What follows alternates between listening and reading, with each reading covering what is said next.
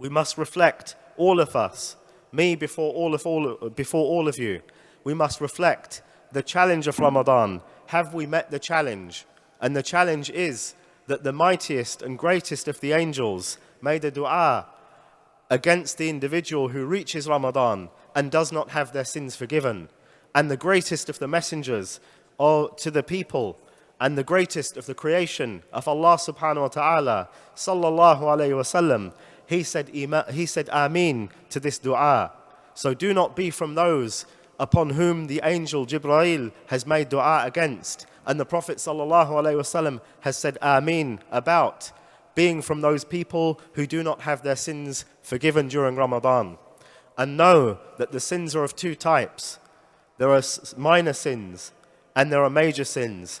As for the minor sins, then the actions of the slave will expiate them by Allah Azza wa Jall's will.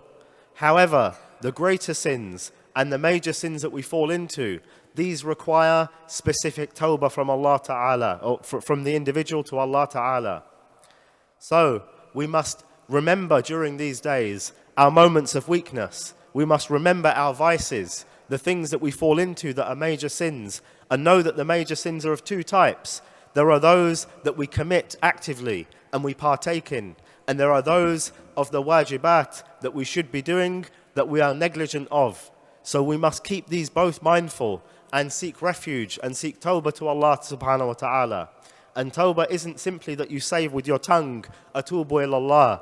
Rather, it's something that carries a greater meaning within the heart. And that is that the individual has sincerity within their heart of making this tawbah, that they regret from having committed these sins, that they stop from making these sins, they refrain from doing them, that they have the azm, that they have the determination that they will not do this sin again, and also that the tawbah is done in a time where it is acceptable or it is accepted from the individual.